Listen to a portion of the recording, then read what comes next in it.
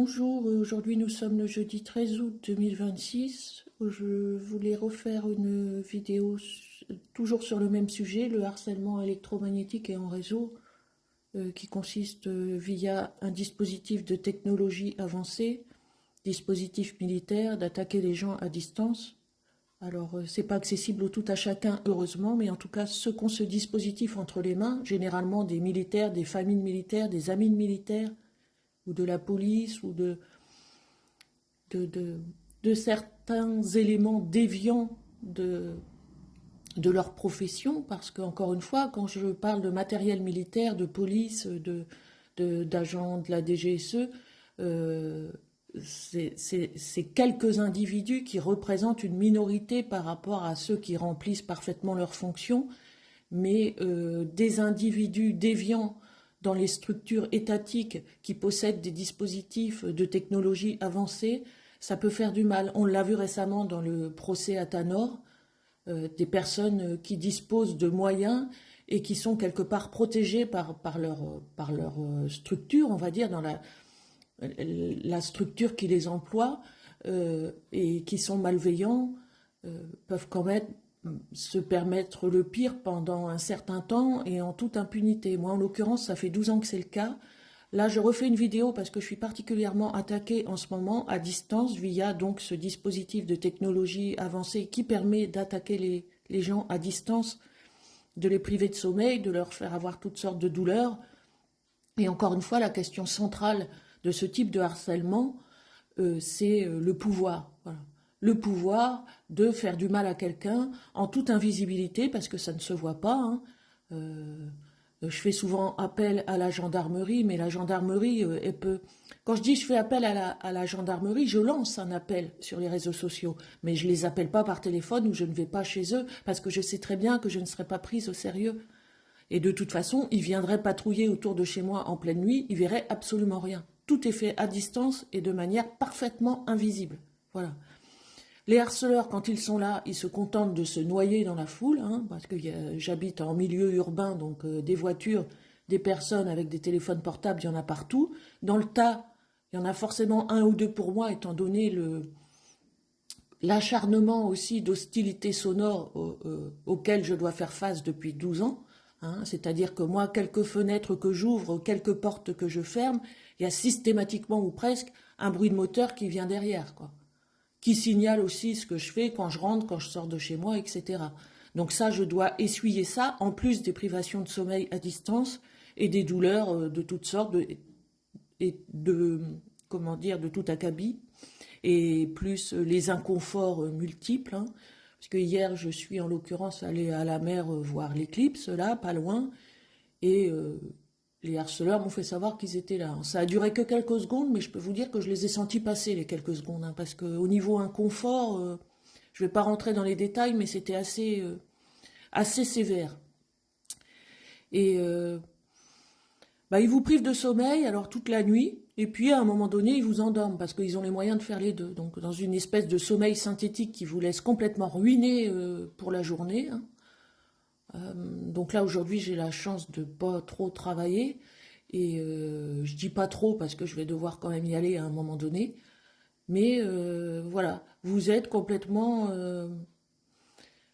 sous le joug d'individus qui n'ont pas peur, hein, de passer toute une nuit à se divertir en vous torturant. Hein, c'est absolument pas un problème pour eux. À partir du moment où ils ont le pouvoir de le faire, la disponibilité, l'humeur, la bonne volonté aussi, pour eux, ça reste un divertissement. Alors bien sûr, un divertissement, je pense quand même, quand ça se passe la nuit, même si c'est quelquefois programmé, il y a quand même quelqu'un derrière les manettes, donc il y a toujours un minimum d'amusement, d'alcool ou autres substances dans le lot, je pense, hein, qui viennent un peu exacerber les enthousiasmes. Alors forcément, vous prenez cher, vous, après. Hein.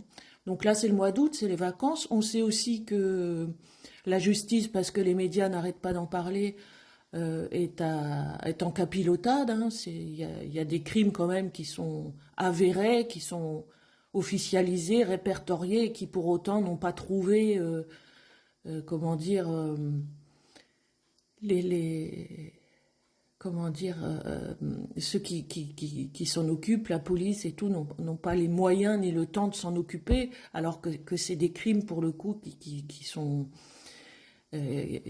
probants, on va dire, hein, dans tous les sens du terme. Donc, il est évident que pour des personnes qui harcèlent à distance, avec un matériel dont ceux qui en sont victimes n'arrivent pas à prouver l'existence, bon, c'est forcément pour eux un boulevard quoi, d'impunité qui s'offre à eux. Voilà. Notre dossier, toutes les lettres qu'on peut écrire se retrouvent dans le bas de la pile. Quand vous voyez déjà une justice qui a du mal à s'occuper, parce qu'il manque de moyens, manque de temps, les crimes les plus sordides, vous retrouvez à dire que vous êtes torturé à distance depuis 12 ans, des années, par un dispositif militaire, bon ben votre dossier il est dans le fond de la pile, hein. Faut pas rêver. Et ça les harceleurs le savent très bien.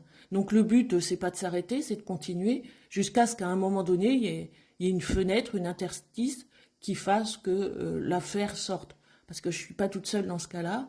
Et il y a eu des morts aussi, hein, et il y en aura encore malheureusement dans ce type de harcèlement, parce qu'à un moment donné les organismes s'épuisent sous les attaques des armes à énergie dirigée, hein, ce que vous recevez, c'est quand même extrêmement dévastateur pour la santé, tant physique que psychique.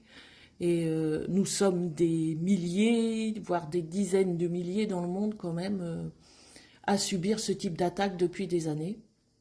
Donc, est-ce que ça se saura à un moment donné? Je pense que oui, mais ça prendra du temps. Et encore une fois, à partir du moment où des individus sont déviants et ont le pouvoir, ça peut faire très mal, et moi je le paye tous les jours. Donc là, si je fais cette vidéo-là, c'est parce que depuis quelques jours, le harcèlement a pris de manière assez intense. C'est le mois d'août, donc bah, pareil, hein, bon, bah, y a les vacances, il y a les va-et-vient, il y a les harceleurs qui disposent un peu plus peut-être de leur temps, d'autres sont partis, il y en a d'autres qui arrivent et qui ont envie, encore une fois, d'avoir leur part du gâteau, comme je dis à chaque fois. Cela dit, mois d'août ou pas, le harcèlement, il est un peu H24.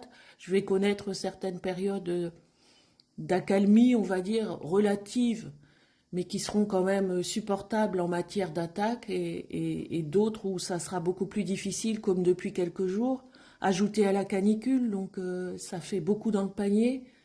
Voilà, parce que vous avez la chaleur sur laquelle ils vont jouer, encore plus sur les organismes, sur la privation de sommeil, sur les campagnes de bruit qui vont être encore plus difficiles à supporter pendant les périodes de chaleur. Et tout ce petit monde bah, se frottera les mains sur votre dos, quoi.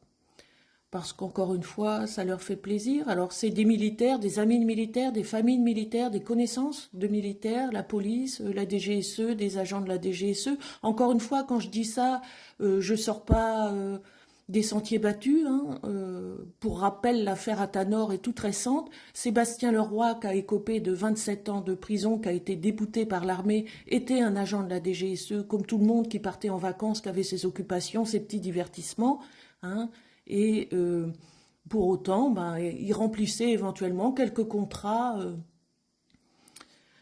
pour des francs-maçons du coin. Voilà, il y avait des petites collusions entre personnes de pouvoir et qui mettaient des contrats sur le dos de citoyens parfaitement lambda, hein.